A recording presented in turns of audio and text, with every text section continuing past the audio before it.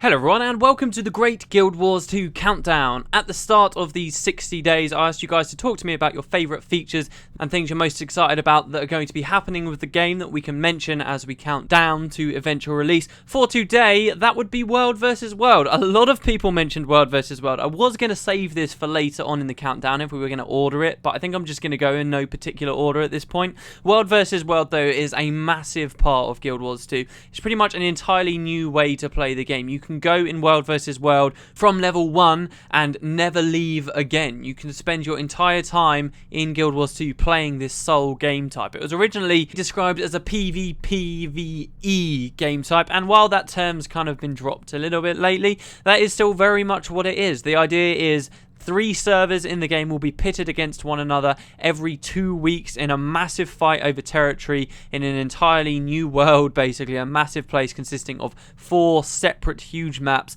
that you can go through, and you will find both NPC enemies and races to form allegiances with, and you'll also find enemies to your server, real players that are on the other 2 servers as you battle for territory. In the middle of everything is a giant castle called Stone Mist Castle, and there are loads of mechanics and interesting things to be played with, like the Dark Room, which is this giant dungeon that exists underground in World vs. World, and the fact that you have all these massive forts and towers and supply camps and places you can siege and attack with supply that you can build up to reinforce.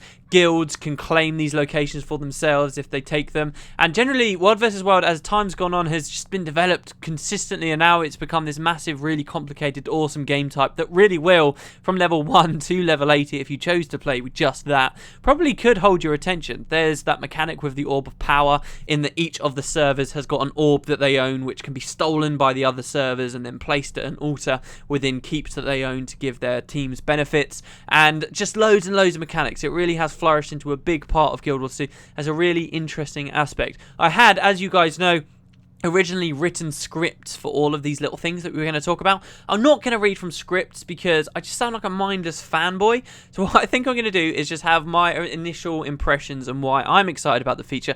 And if you want to do further reading about these things, you will find from here on the daily, and I'll go back on the old ones as well, on this countdown, you can find in the description a link to a place where you can read more about that particular aspect of Guild Wars 2.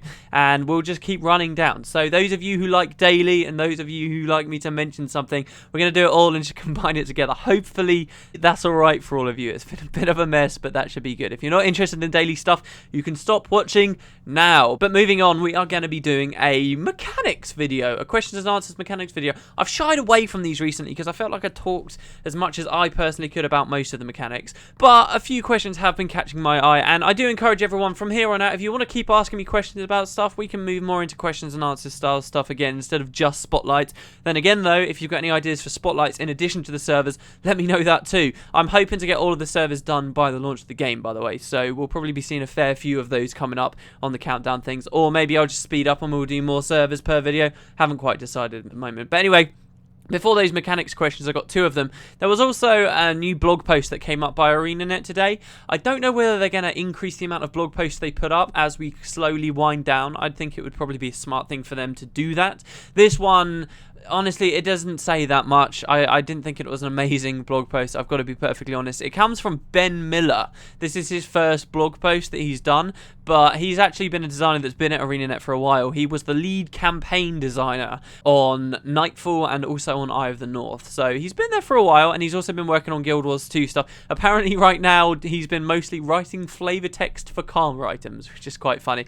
But he's done a blog post called The Golden Rules of Guild Wars 2, where essentially he talks about the things ArenaNet have been trying to stick to make Guild Wars 2 make a really good MMO. He's kind of got 5 of these rules here. It feels very kind of PR-y, and there's not actually that much new mechanic stuff or interesting new information in there. But if you want to get more excited about the game, I won't lie, you will be more excited about the game once you've read this. It is a pretty cool blog post, so again, also in the description you can find a link to that. Anyway, the first question is a quick question. I haven't done many quick questions for a while either.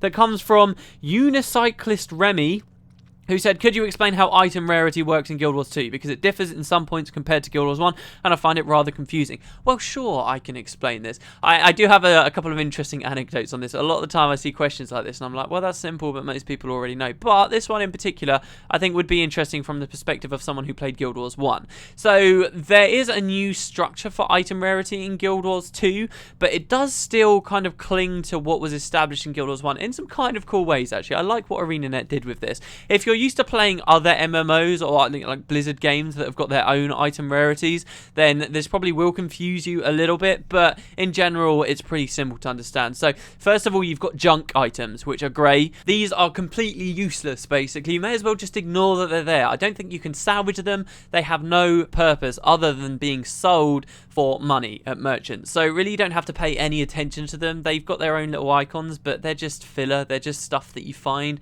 on enemies, and especially if you've got auto loot turned on, it's a very automatic process just finding these junk items and then selling them on. But hey, they're a staple of most games, and I don't have a problem with them, even though they don't really have much flavour. One interesting little thing to mention about that actually is there's some bags actually in the game, oiled bags. For example, the oiled leather pack, which when you've got that equipped, one of the bags in your inventory, that bag will automatically fill with junk items just straight away, and they'll always go into that one specific place, which is actually really cool. So it kind of helps you to keep some kind of organisation until that pack fills up at least. So you can always like have a bag designated that the junk stuff just goes into, and then you go to the merchant and then just you sell all that stuff straight out of the bag and just get some extra money. So they're kind of pointless in some ways, but they are grey items, right? They're junk items. I don't want to go on a big running commentary about every single type of item. This is just the rarities. So then above grey, you've got white items. These are common, and these can be equipment as much as random things that you'll want to be selling.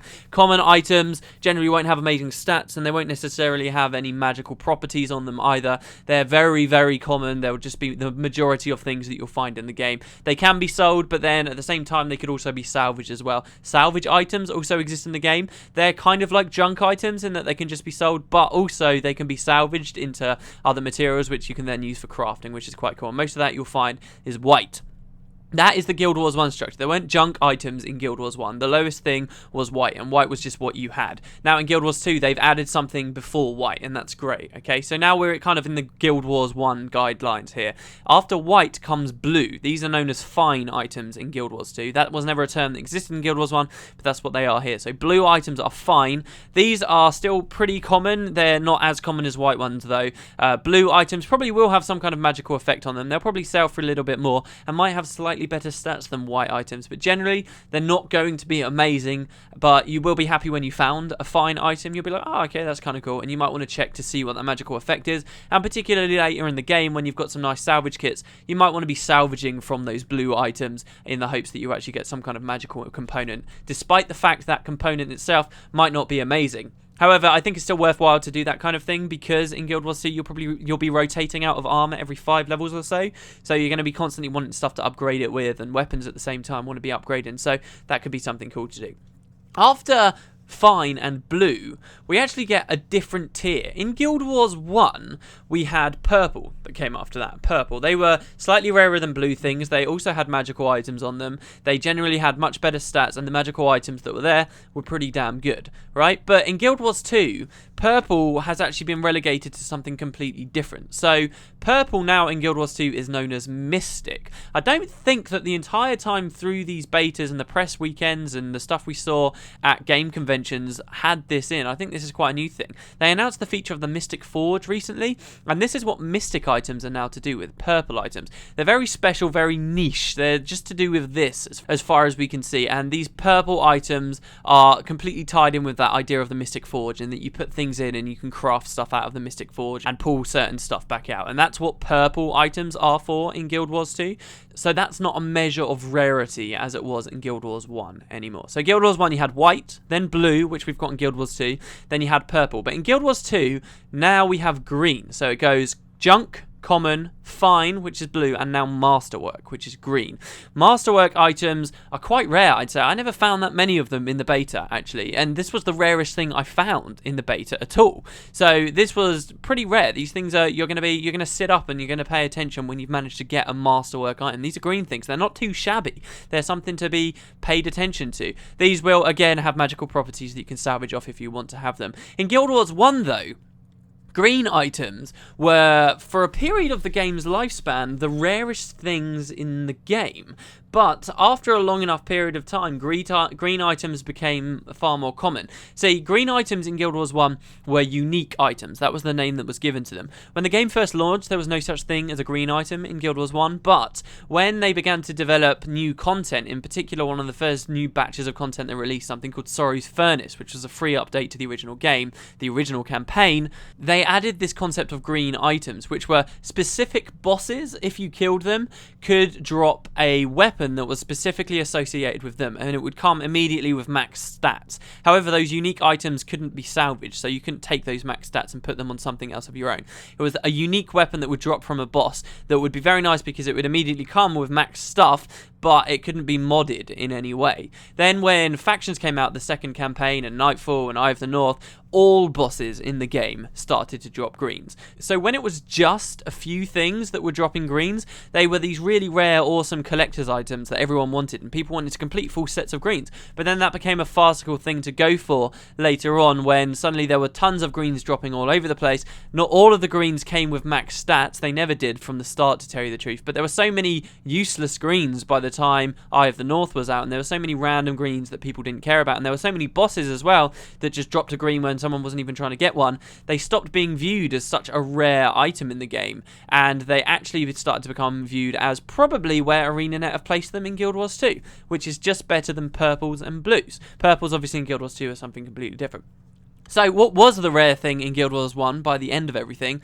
Well, it was yellow. So this is what we've got for Guild Wars 2. We've got Junk, which is grey. We've got Common, which is white. We've got Fine, which is blue. Masterwork, which is green. And now we've got rare items, which are yellow. So in Guild Wars 1, yellow also existed. I never found any of these in the Guild Wars 2 beta at all. So they are quite rare. They have been dropping, obviously, but in all my hours playing, I haven't found any. So these are rare things. When you get one, you're going to be like, oh, damn, yes, I feel pretty damn good for finding one of these yellows. I can't really say much past that. It will just have what you'd expect, higher stats on it and better magical properties. So in Guild Wars 1, the structure ended up being white, blue, purple, green, and then yellow, really, in the minds of the players. And they've stuck with that for Guild Wars 2, which is really cool. So Masterwork is placed below yellow, which is awesome. That's where Guild Wars 1 ended. There was nothing else past that. It was just you'd have gold items or yellow items. That was it, the rare ones, and you'd have greens out there, and that was the end of the game. However, for Guild Wars 2, they've amped it up, of course. There are 2 more tiers beyond this. After rare, which, as I said, I never got any of and were really quite rare, there's also exotic items, which are orange in colour, so they're pretty nuts. I can only imagine how great you feel getting one of those. And even beyond that, there are legendary items, which are displayed in red. So there's like 2 more tiers added on the end for Guild Wars 2, and there's junk items added as well. In one sense, they're kind of something new, but in the other, they were there in Guild Wars 1 in the first place. But yeah, so there's all these tiers. That's the order it goes in. It's quite easy to tell, really, because if you get a yellow drop, you know that's quite good because it's like all gold and shiny. If you get an orange one, it's even better, and if you get a red one, it's like, oh my god, that's crazy. So I think visually it's quite easy to tell, but that is the order. It goes grey, white, blue, green, yellow, orange, red, and then purple. Wow, that was supposed to be a quick question, but there you go, guys. I kind of went into all of it. I'll answer the next question next episode, I suppose. Don't forget, tell me any spotlights you want to see before the release of the game. We are winding down. Give me any lore questions or mechanics questions you might have, and I hope you enjoy what we're doing with the countdown and daily now. Hopefully that's all fine. It's been a massive, massive mess, I know, but hopefully everybody's happy and we can move on. I will see you tomorrow. Have a good evening, everyone. And before I forget, also, the footage in the background was from the Sparrow's Journey. You can find a link in the description. I've got so many balls I'm juggling here. Thanks very much for that, and I'll see you tomorrow, guys.